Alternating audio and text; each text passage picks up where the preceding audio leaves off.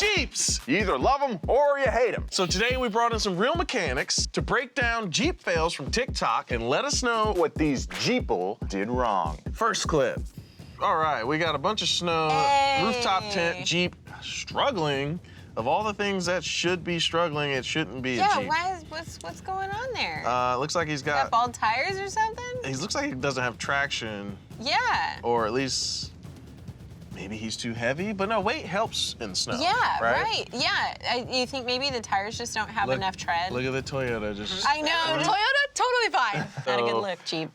I'm Angelina Alcantar, and I teach automotive for Riverside City College. He's just slipping. He's not waiting for those tires to fully grip into the snow. My name's Natasha Adams, and I'm the owner of Hardline Ladies Off-Road, and I love off-roading. Do you think this person was like, I have a Jeep, Yes. I'm gonna take the hard way, and then got stuck? That's exactly what happened. Yeah. Honestly, at this point, you might as well just hit the bank. Right? Yeah. Just hit the snowbank. Yeah, just go over it. It looks like all four are kicking snow. Looking at the side profile of the tire tread, I feel like his tires just don't have enough bite. If you're in a snowstorm like this, I would always recommend like airing down, especially snow wheeling. I always keep the tires aired down until I'm completely off the mountain, just for safety, especially if it's this snowy on the roads. See how the snow is packed in the tire of the 4Runner? That means he has traction. Yeah. The 4Runner is doing the perfect example of what you should be doing. It's literally staying in a path, going the same speed. Oh yeah, Beautiful. look at that. Look at that. Beautiful. Chains are really only needed on a two-wheel drive vehicle or if you don't have good traction on your tires. So in this case, I think chains probably would have helped him, but had he just had good enough tires,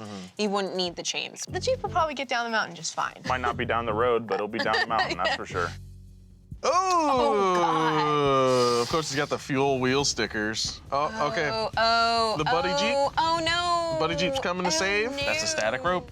Oh man, I mean, I've only gone mudding once. Oh, it snapped.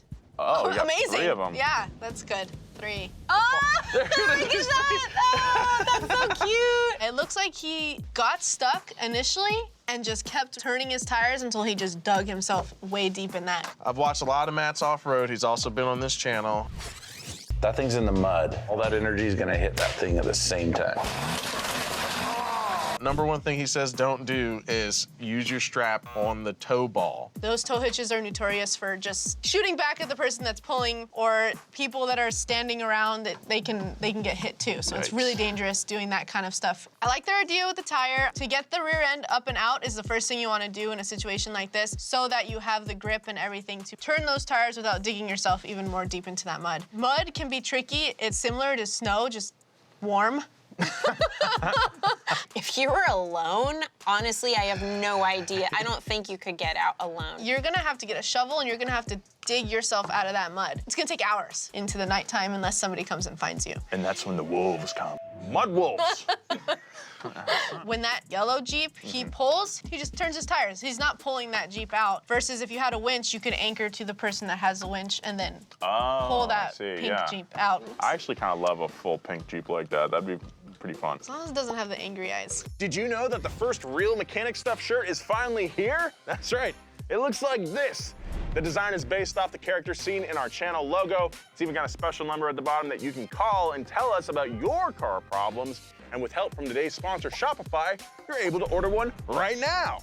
Shopify is our go-to commerce platform for running donutmedia.com. It's the perfect choice for starting, growing, and managing a business. And if you're just starting out, Shopify offers valuable resources like Business Name Generator and Shopify Learn to help kick things off. Pair that with user-friendly templates and easy-to-use customization options, and you'll turn your idea into a fully operational store in minutes. So join Donut and countless other merchants in boosting your business with Shopify today. Sign up for a free trial at shopify.com/RMS or just click the link below. Thanks, Shopify. All right, let's watch our next clip here.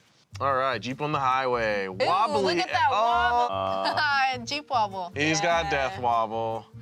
Oh, boy. Jeeps get a very bad wobble, especially older Jeeps when they go past a certain speed. With Jeeps, it's not like your independent front suspension. This one, it's straight axle in the front, straight axle in the rear. Usually the steering on these are a Y-link setup, so they're not like Heim joints, they're just tie rods to ball joints. Most vehicles that we see, passenger vehicles, are independent suspension, meaning that I have two separate sides that can pivot. If one tire goes up over a bump, the other is unaffected. On a straight axle vehicle, they move kind of like a teeter-totter, so if one side pivots up, then the other side is also going to change its angle. Now, what I'm gonna assume from that death wobble, either a tie rod or we are gonna have some sort of bushing that's gonna need to allow for this pivot motion. So when we have more joints and more pivot points that can wear, we build looseness, so as the tires are driving, they start to react to the road. Essentially, at speed, your wheels want to separate from each other. Right, yeah. There's forums on forums of this happening to people. The only way to make it stop is to slow down. And once you slow down, it's okay. It's just Jeep things, I guess. Yeah, that's the epitome of a Jeep thing. That's exactly a Jeep thing. Showing off your off-roading skills. Oh, to your boy. friends. Oh, what a cute little Jeep. Uh-oh. Oh, no. Ah! Oh, he's gonna flip. Oh, no. Oh. It's got a lot of travel, though. Yeah, look and at that. And that throttle control at the beginning was great. Stay. Oh, you stupid. He could have saved it had he had a little bit more skill, though. Yeah, a like little bit more he tried to brake. gas through it. It's all about the driver. It really is, because that Jeep obviously could climb that. So when people are flexing, they are showing off their suspension travel. When they're flexing, they are trying to show off how much suspension travel they have. So I turn my tire into the obstacle, drive up it in four-wheel drive, and then that's flexing. And then you get out and you take a picture and you post it on Instagram. Hashtag flexing. Flexing. If you take your sway bars off, you have a lot of travel just stock, which is why people really like Jeeps, because you can literally slap on 35s and go pretty much anywhere. Next clip. All right. Oh my gosh. Looks like he's got the top down, or a soft top. Soft top, maybe? That's like a net. Is that a That's hailstorm? Not even... What is it? It's a rainstorm. That's a lot of rain. That's a whole lot of rain. No. Oh, that's a river. And the doors are off. This was a bad day. You got a mesh top. You're wearing a tank top. You thought it was gonna be a sunny day, but then that monsoon comes through, ruins your day, and gets you on Real Mechanic Stuff. Speaking of which, hit us up at realmechanicstuff.com. You might see your clip right here on the show. Out of all the manufacturers, Jeep made that interior probably more weatherproof than anybody else. I think Jeeps, you can like hose the interior off and it's okay. Hopefully they're just the ones getting wet and everything else inside the electrical is okay. Are Jeeps known for suffering from water damage, or would you say Jeep people create water damage? That, you've got it right there. Jeep people create water damage. They ask too much of their vehicles. Besides getting wet, are there any other downsides to using a soft top instead of a hard top? Besides not being protected by the elements, if they were wearing bathing suits, they would have had a great time. Oh, I feel bad for him. Oh no, that's a Compass. That's not a Jeep. No. 1,000 miles on it. Thought it had a bad inner tie rod, but actually it's the rack. It just pulled the whole rack out. Oh Yeah, look my at that. That tie rod's goodness. strong. You can see where the tie rod fits into because it's a ball and socket joint there. That piece is supposed to be fixed inside the rack housing. When it went to steer, it actually pushed it out of the rack housing, which is pretty impressive. Nice. If you're taking it off-road and you're actually wheeling it, the tie rods almost 100% will give out at some time unless you really pay attention to them and you replace them before that happens. What would happen if this didn't get fixed? I think you might lose your directional control. So Jeeps have a lot of history with like being super capable off-road, and then there's like Jeeps like the Compass, which are more, you know. It's actually a Fiat Yeah. dressed up as a Jeep. Why is it that the economy model Jeeps are so unreliable? Honestly, I think it's cheap manufacturing. They have to keep funding the other Jeeps because these are going to be a lot more to manufacture. The parts have to be made well. So the economy Jeeps are, one, going to help fund some of that cost, and I also think it's gonna help them meet their CAFE standards. CAFE stands for Corporate Average Fuel Economy, and so every manufacturer has to meet a minimum qualification where the average gas mileage across all of their fleet of vehicles maintains, I think the current one's 58 miles to the gallon, but people still want vehicles like this, and they still want Suburbans, and they still want cars that don't get good gas mileage, so they have to sell all your Chevy Sparks or your Jeep Compasses to help average out that, so the enthusiasts can still have fun. Okay, shitty Jeep owners, you're paving the way for all the other Jeep people to have their fun. We salute you. Don't buy a new Jeep. Don't buy a new Jeep. Listen to the quality of these plastic parts. All plastic makes Come noise. This on. guy's being Yeah. Do you see the giant bubble under the display? I do. I do see it. the plastic cover's still on it. That's what it looks like, right? Oh, come on. It's I think you're just whining. I Look, think it didn't even make a sound when he did that. Like, It's hard to tell which model Jeep this is, because if it is a lower trim model like the Compass we saw in the previous one, like that's a budget vehicle. any economy vehicle, the plastic interior is gonna make those sounds. yeah. If that was a $100,000 Grand Wagoneer, you can complain. Sure. That's fine. The thing is that almost every car, when you start investigating, it's gonna do this. I'm not spending my time pressing on stuff.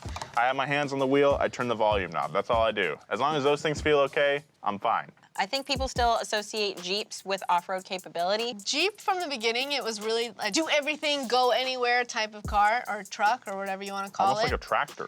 Yeah, the thing with Jeep is I think slowly it turned into a family vehicle. I really like the idea of the Jeeps being used as what they were intended to be used for, which is going off-road, adventure, and having fun outside of the city. Next clip. Muddy Jeep. Always. Big Oh, mud puddle. see, that's cool. Oh, And ooh, What happened? that was a little deeper. rough country. Is his front end touching the hill on the other side? Oh, perhaps. Because it might be so rutted out. He's Hard- in the hole, hard but to the front end tell. is against something. There might be like a shelf there. Yeah. Never assume the depth of water. He's got that high lift jack. He could have used that. There you to go, check it. yeah. With mud, it's hard to predict what your car is gonna do because as soon as you get slippery, you just dig yourself in and it's a shit show. We keep seeing this trend of these Jeeps running around with tires that don't seem to have like a very bitey tread. That is a street tire, Yeah, sir. that's a street tire. The tread depth of that tire is just not enough to bite in that soft of mud. Even if that was half as deep or a third as deep, that really steep hill after that really soft mud, that's a bold move. But I'm in a Jeep. Yeah.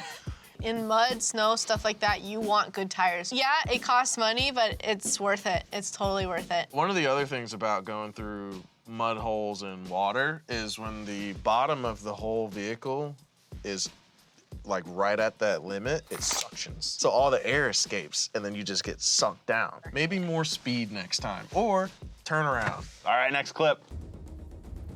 Oh, yeah. Oh, crawling on your boy's Jeep. Flex on me, bro. Oh no. Oh, the video wasn't over. Oh. I'm gonna assume that maybe something was going on with the ring gear anyways, maybe a stress fracture or something that caused that kind of to domino and kill those teeth. That is a far drop. And if he was on throttle in reverse, you know, Yeah. your ring gear isn't as tough in Yeah, reverse. no, you're right, you're right. Or he didn't get a stronger one for those fat tires he's got because he's a mall crawler. Mall crawlers, it's really just Jeep with the pink handles and the pink grill and the great angry eyes that you see at the mall. The angry eyes.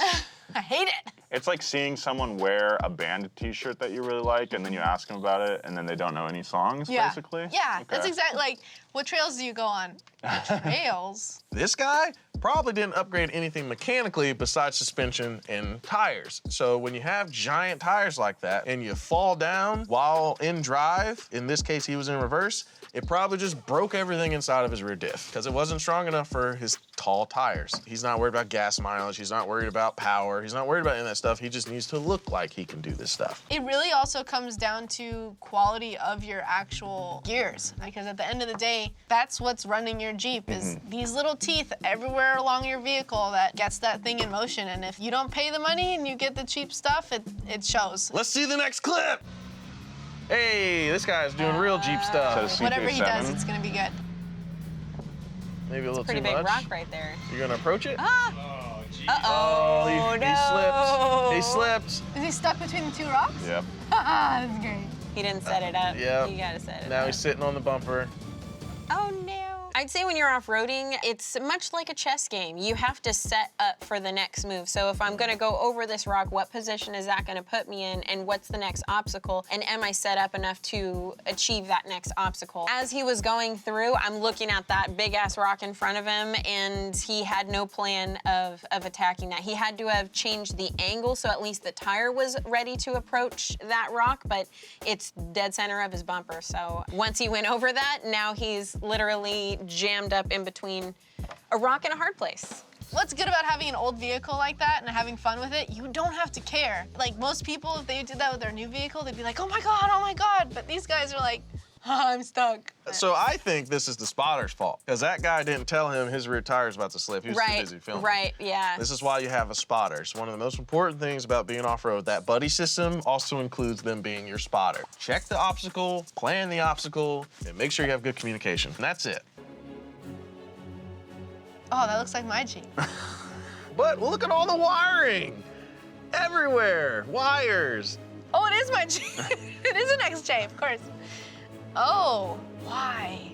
Whoa. Look at that loom. I'm pretty sure that wasn't meant to be loom. That's entirely too many wires. Something burned on the valve cover already. Wait, is that the cap and rotor? What a nightmare. Oh, that just gives me anxiety. What would you do if this pulled into your shop? Nope. You can drive that right back out of here, buddy. Right back out. That positive isn't even connected to anything. Oh, This why? is a joke. Like, what? There's probably a lot of unnecessary wires under that hood. He's fine. He just has to loom What it. is this? No! What is this? I don't know. So we've been throwing a lot of shade at Jeeples in this entire video, so we're gonna flip the switch and switch over to why people love Jeeps, and they've been loving Jeeps since 1940. Oh, no, these guys are This is great. exactly what I'm talking about right here. In an open wheels Jeep with the windshield Look down? at that. In the old tires? That's a little, Oh! I concur. Hell That- yeah, Grandpa. Hell yeah, Grandpa. That guy probably lives there. He probably lives under one of those rocks. And he, He's having a great time. Look at that face, too. yeah. Actually, this Jeep has a roll bar. A lot of them don't. I've seen videos where they just jump out and let the Jeep go. Oh, God. And I just want people to know, I don't actually hate Jeeps. I actually really love XJs. It's so much fun because they're crap and you don't have to care and they're easy to fix. Don't forget to hit that subscribe button if you like what we're doing here, and send us all your clips of automotive fails to realmechanicstuff.com. Also, if you want to be a guest mechanic on this show, make sure you visit that website as well. Thank you, Angelina. As always, Natasha, thank you so much for being here. Thank you. y'all have a good one.